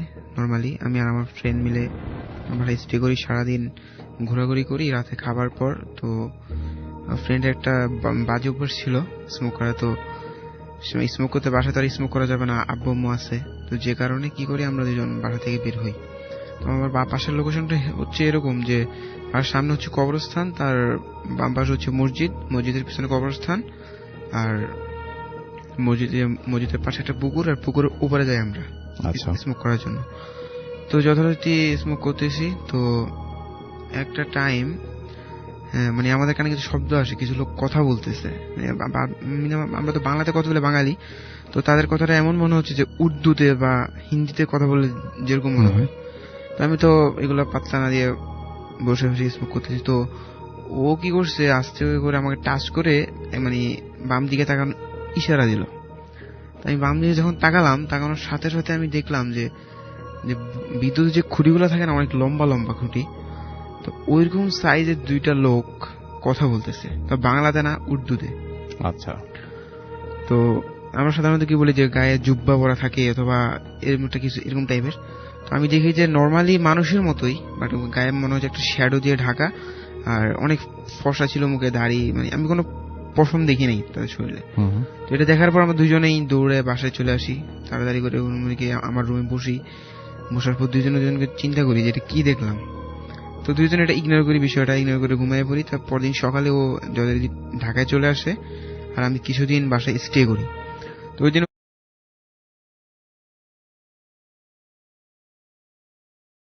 মুখেরা বলি নাই, ফার্স্টে আব্বু মুখেরা বলি নাই, যা আমার কিছু ফ্রেন্ড সার্কেল ছিল তাদের জানালাম। তো তারা বললো যে এটা হয়তো তোর মনের ভুল, এর আগের দিন একটা কিছু দেখছো, ভয়ে ভয়ে ঘুমাইছিলি, তার কারণে এই অবস্থা হয়েছে আর কি। তো আমি বললাম হ্যাঁ হতে পারে মনের ভুল, জানালাম ওদেরকে। তারপর ওই দিন সবাইকে জানানোর পর ওই দিন ওর আগের মতো সব কাজ টাজ করলাম, রাতে খাবার দাবার খেয়ে আবার ঘুমালাম। তো ঘুমানোর পরে আমি একটা স্বপ্ন দেখলাম।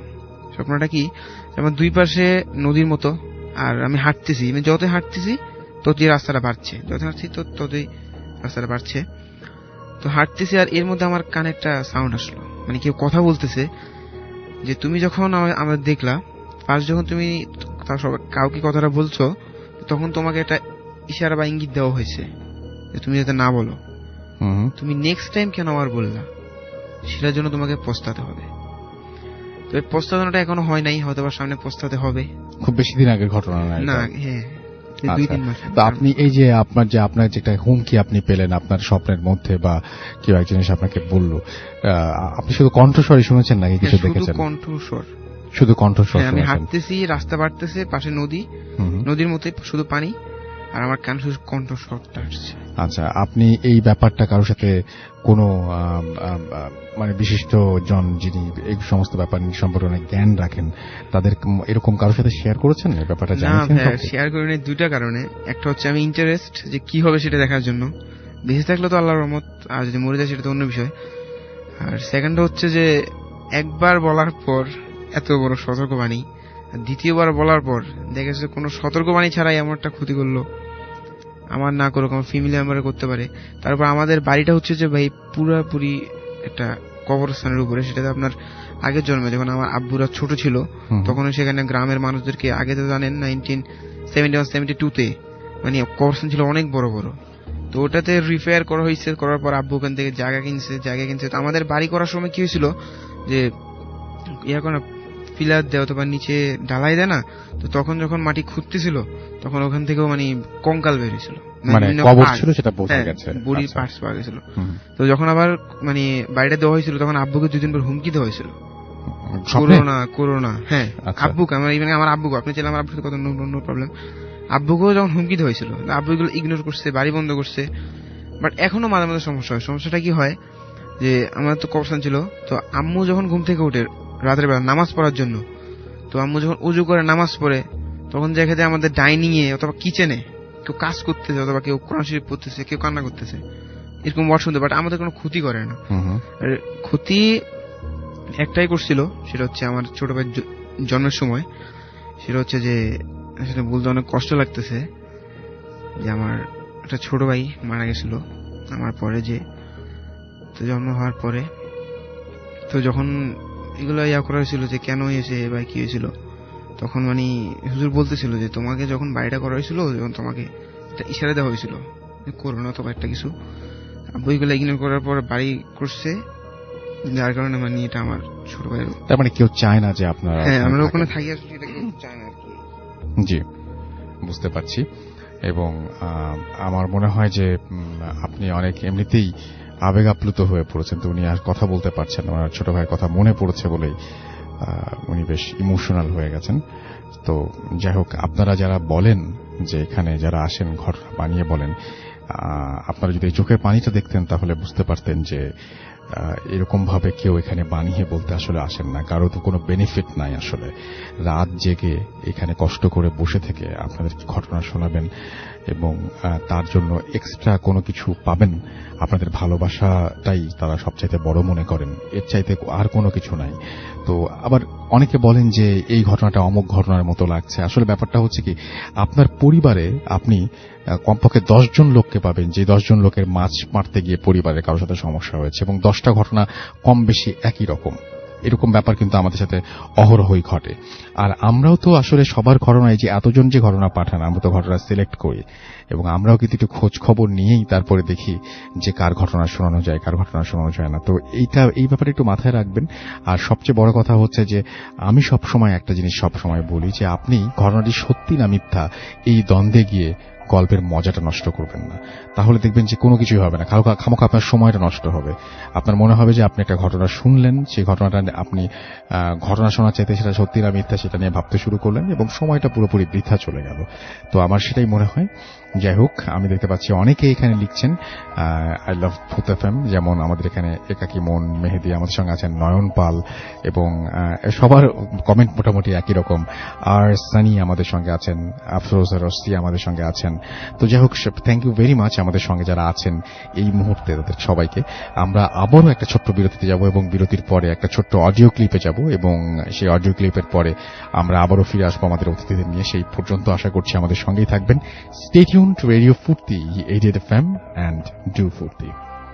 Exclusively on FusionBD.com. Bhoot FM. The night comes alive with Graminphone.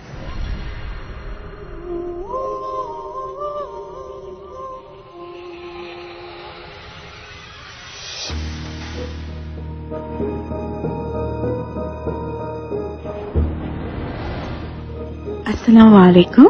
Rasel ভাই, আশা করি আপনি ভালো আছেন।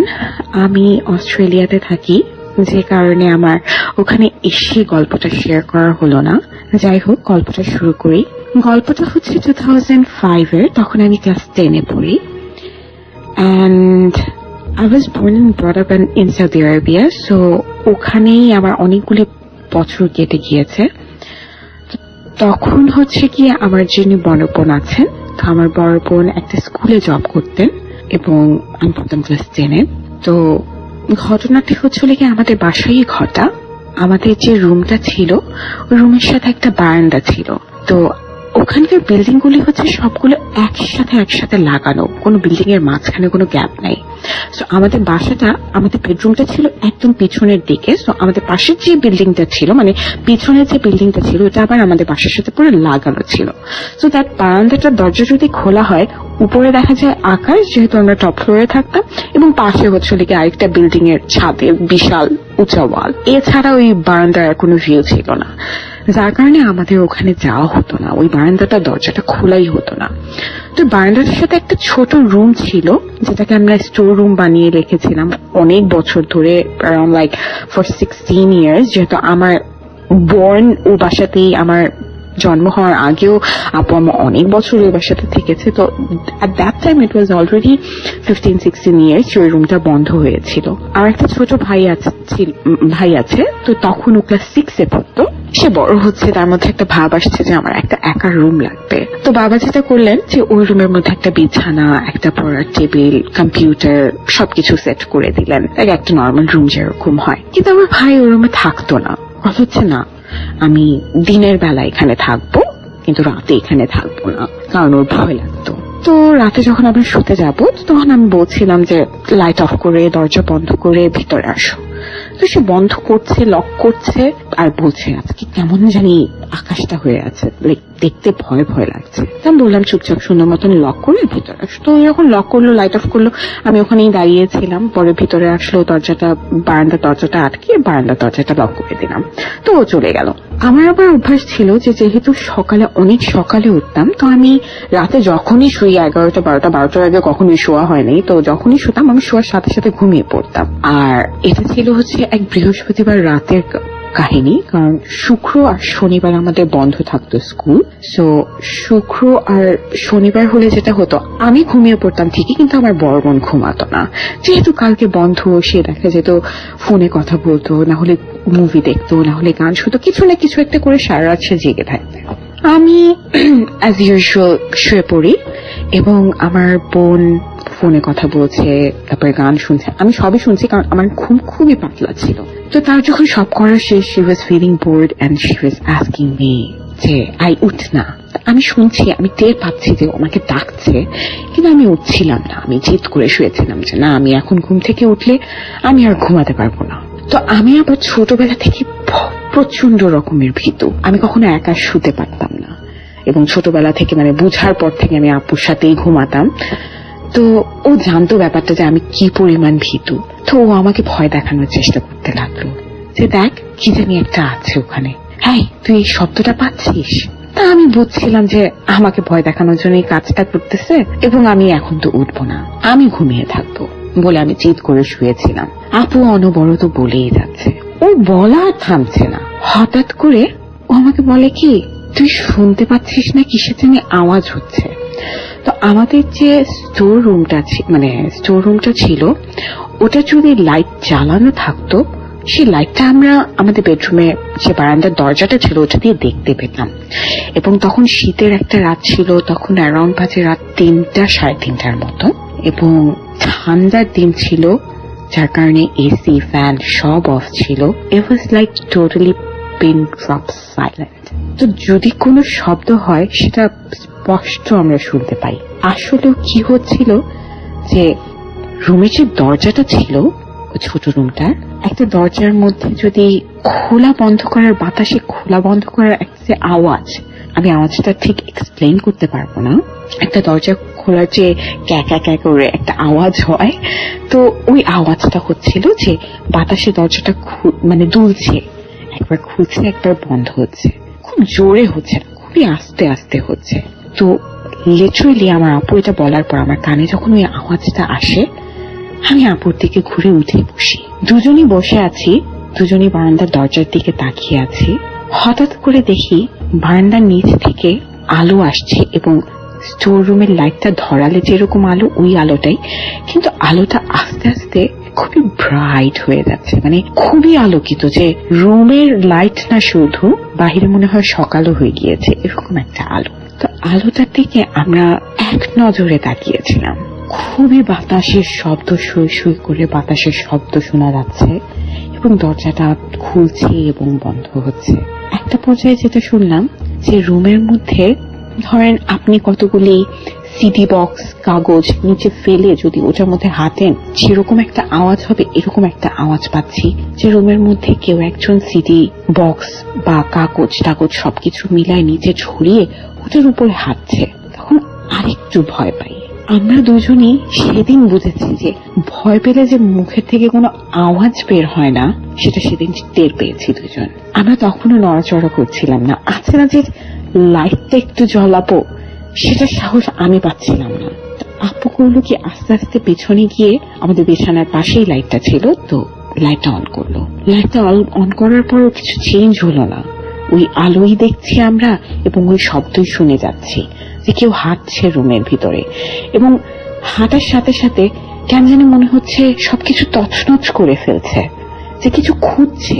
আমরা আস্তে করে গিয়ে দরজাটা খুললাম। দরজাটা খুলেও আমরা বারান্দার দরজাটার দিকেই তাকিয়েছিলাম। হঠাৎ করে দেখলাম বারান্দাটার দরজাটা কেউ খোলার চেষ্টা করছে।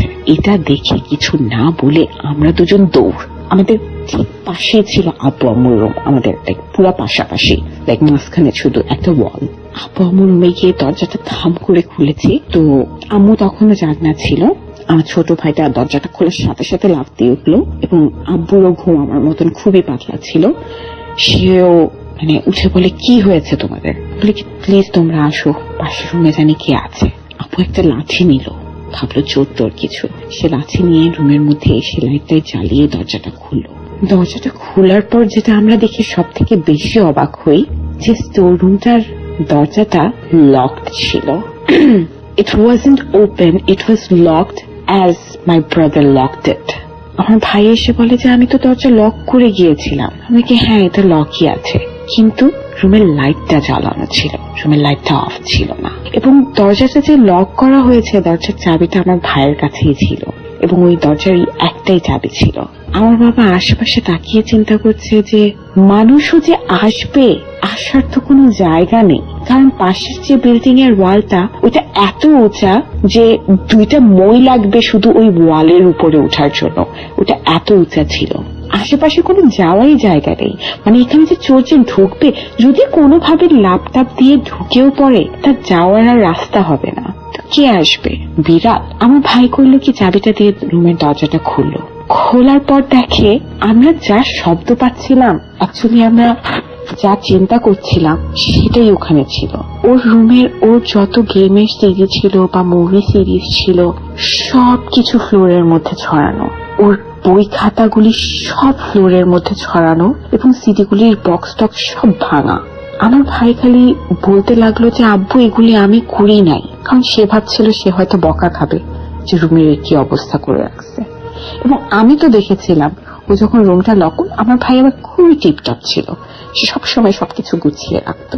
সেখানে এরকম একটা অবস্থা হবে এটা চিন্তাও করা যায় না। আর আমার ভাই তো নিজেই রুমটা যখন লক করছিল, আমি ওখানেই দাঁড়িয়ে দেখছিলাম যে ও রুমের লাইটটা অফ করলো, জিনিস কম্পিউটার অফ করলো, লাইট অফ করলো, তারপর রুমের থেকে বের হলো। এটা কখন হলো, কিভাবে হলো? এবং রুমটা লক করে রুমের ভেতরেও তো কেউ ঢুকেনি, এবং কেউ যদি আসেও, সে এসে উইদিন ফিউ সেকেন্ডস কোথায় গিয়ে পালাবে?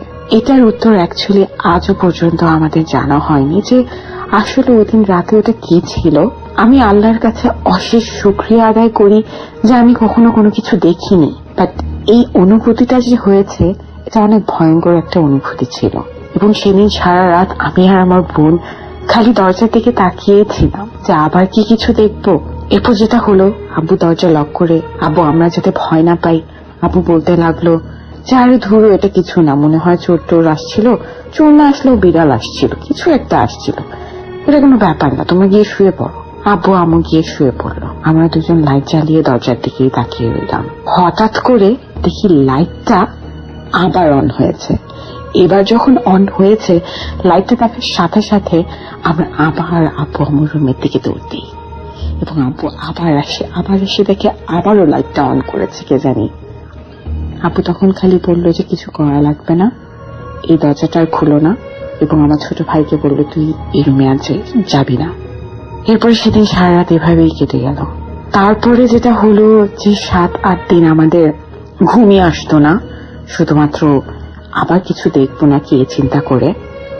আস্তে আস্তে সময়ের সাথে আমরা ভুলে যেতে লাগলাম। কিন্তু ঘটনাটা আমার আজও স্পষ্ট মনে আছে। সেদিন রাতের অনুভূতিটা আমি আসলে কাউকে বলতে পারবো না, তারাই বুঝবেন যারা কিছু দেখেছেন, যারা কিছু অনুভব করেছেন। কিন্তু আমি জানি না ওটা কি ছিল।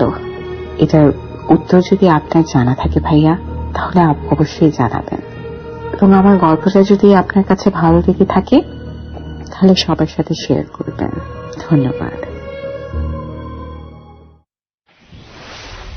Furti. Bhoot FM. The night comes alive with Graminphone.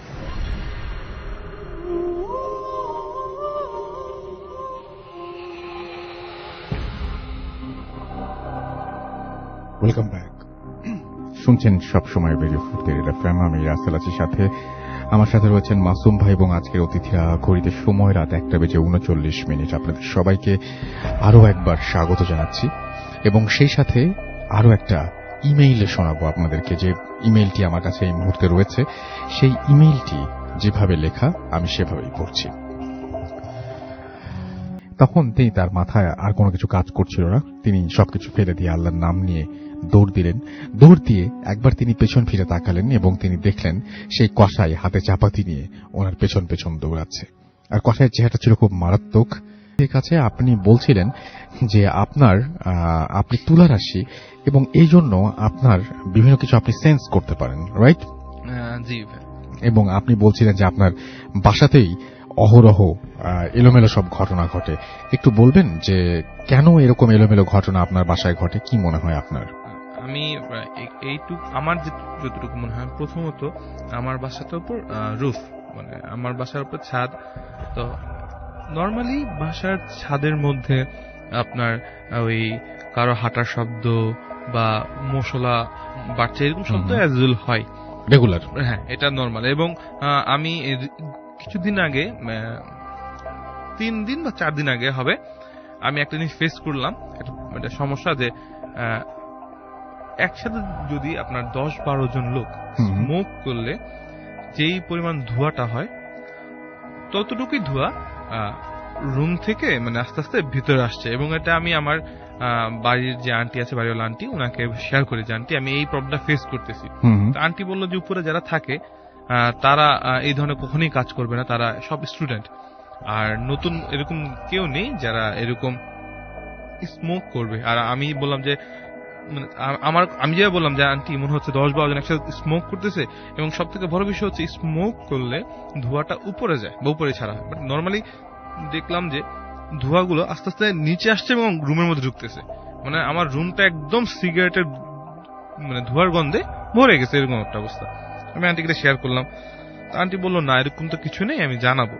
Aunty এখন জানা নাই, দেখি উপর আমিও মানে যোগাযোগ করলাম, বললাম যে তোমরা কি স্মোক করো কিনা। চলো না ভাইয়া এরকম কিছুই না, ওনারা সব পরীক্ষা দিবে সামনে, সরকারি পরীক্ষার জন্য তারা রাত দিন পরে।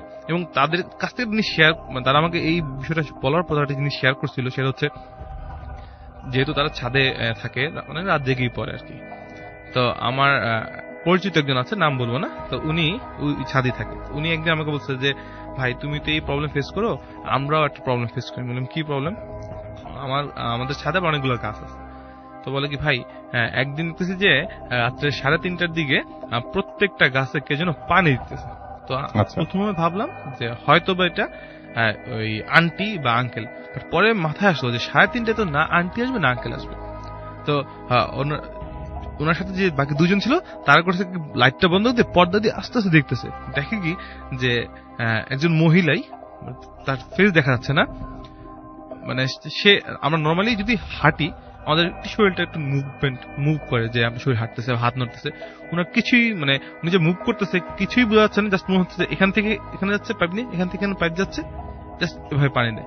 ভাই এরকম অনেক কিছুই ফেস করতেছি, বাট এখন ঢাকার মধ্যে মানে এত রিজনেবল প্রাইসের মধ্যে থাকাটা খুব টাফ, তাই সহ্য করেও বিষয় থাকা হয় আর কি। বাট অনেক সময় যখন পারা যায় না, তখন আমরা বাসা থেকে বেরিয়ে এসে নিচে বসে থাকি।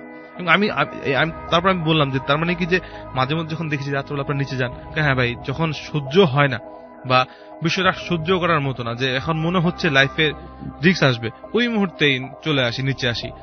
আর আমি ছাদে একা যাই না রাত্রেবেলা, বাট অনেকদিন হবে, তাও 2-3 বছর হবে আমি একবার ছাদে ছিলাম একা।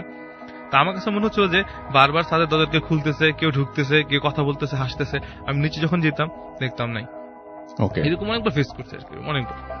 ওকে, অনেক ধন্যবাদ আপনাকে আপনার ঘটনার জন্য। আমাদের এখানে দেখতে পাচ্ছি নাইমুর রহমান আছেন এবং তিনি কমেন্ট পড়েন, না হলে ভূত এফএম শুনবো না।